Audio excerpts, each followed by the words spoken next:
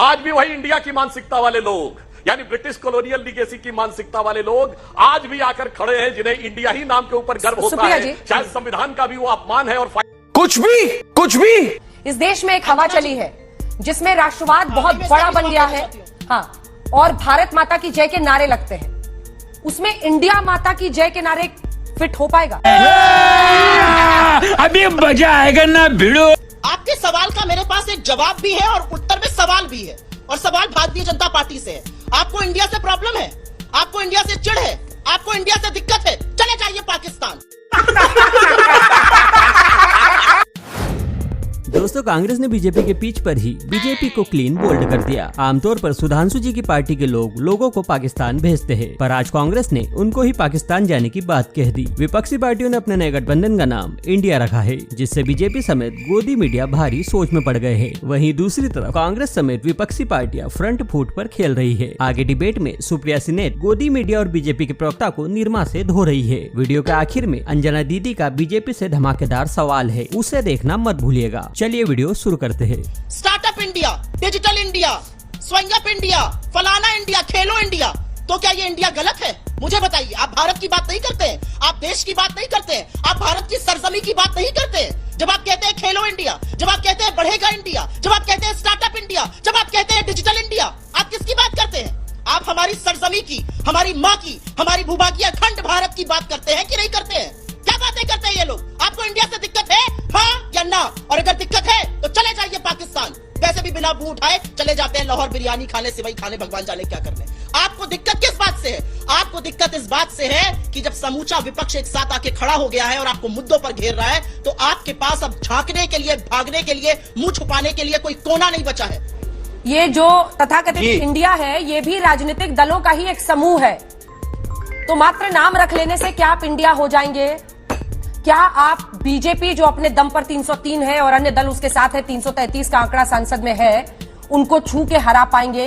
क्योंकि सिर्फ नाम रख लेने से नहीं होगा, उसके पीछे की विचारधारा, उसकी सोच। नहीं, इनकी मूर्खता की दलील का मैं जवाब नहीं दूंगी। थोड़ा मतलब डिबेट भी इंटेलिजेंस के एक लेवल पर होना चाहिए। हाँ, लेकिन इस सवाल में दम है सुप्रिया जी कि नाम इंडिया रखने से क्या आप इंडिया बन जाएंगे? क्योंकि आप भी राजनीतिक दलों का एक समूह है। हाँ, मैं बता रही हूँ, जिसमें दम है, हाँ वो ठीक है, जिसमें दम है मेरी दमदार बात को सुनिए, और मैं भाजपा को जरूर सुनाना चाहती हूँ। आप बात करेंगे यहाँ पर कि किसने किसकी भाषा, कांग्रेस की विधवा, 50 करोड़ की गर्लफ्रेंड, जर्सी गाय, इस भाषा को इस देश का प्रधानमंत्री कहता है। ये दुर्भाग्य है इस देश का। भाषा पे मत जाइएगा, मुंह की खानी पड़ेगी। 9 साल से सत्ता में आप झुंझुना मत बजाइए। अगर भ्रष्टाचार के केस होते भर देते जेलों में विपक्ष के लोगों को, नहीं भर पाए क्योंकि केस मनगढ़ंत और राजनीति से प्रेरित है। 10 साल बाद रिपोर्ट कार्ड दिखाइए। पहली बात, जातिवाद की बात आप करिएगा, किस मुंह से करिएगा? आपके यहां तो जब गठन होता है मंत्रालयों का, तो शीट में लिखकर आता है, ब्रीफिंग करी जाती है रिपोर्टर्स की, कौन सी जाति के कौन से लोग हैं। कोalition यूपी में बनाते हैं तो मुझे अच्छी तरह से पता है, ब्रीफिंग करते हैं किस जाति को लाए। जातिवाद पर मुंह मत खोलिएगा।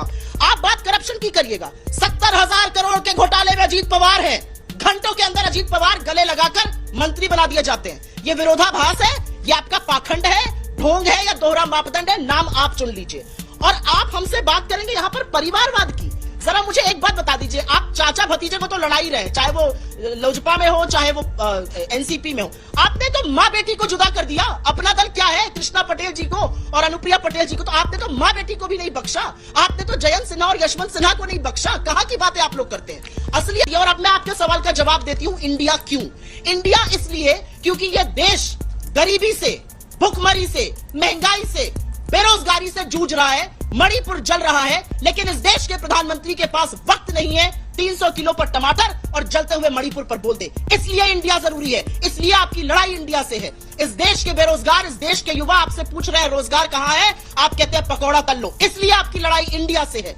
इस देश की महिलाएं पुश्ती आतंक कब खत्म होगा, ब्रजभूषण सिंह कब गिरफ्तार होगा, इसलिए आपकी लड़ाई महिलाओं से है, इंडिया से है। और जब इंडिया और आपकी लड़ाई है तो इस लड़ाई में सिर्फ और सिर्फ इंडिया जीतेगा, क्योंकि इंडिया को हराने का दम तो किसी में है नहीं। मैं ये दोबारा से बात बोलूंगी और मैं सिर्फ एक बात कहना चाहती हूँ, 38 लोगों की जरूरत क्यों पड़ी? 24 पार्टियां जिनके 0 MP, 7 पार्टियां जिनका 1 MP, 2 पार्टी जिनके 2 MP, क्यों जरूरत पड़ी आपको? आप तो अकेले शेर सब पर भारी थे, एक अकेला सीना ठोक रहे थे आप, क्यों जरूरत पड़ी आपको? ठीक है, जवाब आपके दीजिए पैरों के तले से जमीन खिसक गई है और आपको यकीन नहीं है, असलियत यह है, और इसलिए यह देश आपको सबक सिखाएगा, इंडिया आपको सबक सिखाएगा, क्योंकि जीतेगा तो सिर्फ और सिर्फ इंडिया है। इंडिया को हराने का किसी में दम नहीं है, और नरेंद्र मोदी और उनके दगे हुए 38 कारतूस भी इंडिया को हरा नहीं सकते। अरे इसमें फंसिएगा तो बहुत फंसिएगा, क्योंकि प्रधानमंत्री ने कहा जाति धर्म की राजनीति करने वालों के खिलाफ। आप गिन लीजिए जो पार्टियां आप में शामिल हो रही हैं, उनमें कई ऐसी पार्टियां हैं जो सिर्फ जाति की ही पॉलिटिक्स करती हैं। राजभर क्या करते हैं? आप कहते हैं कि हम वंशवाद के खिलाफ लड़ रहे हैं। एक सेकंड, वंशवाद के खिलाफ लड़ रहे हैं। अजीत पवार क्या है? ये चिराग पासवान क्या है? और आपने तो कईयों को गले ही लगा लिया है ज्योतिरादित्य सिंधिया की तरह। ये सारे क्या है? वीडियो पसंद आई हो तो लाइक, शेयर, कमेंट और चैनल द नेशन लाइव को सब्सक्राइब जरूर करें।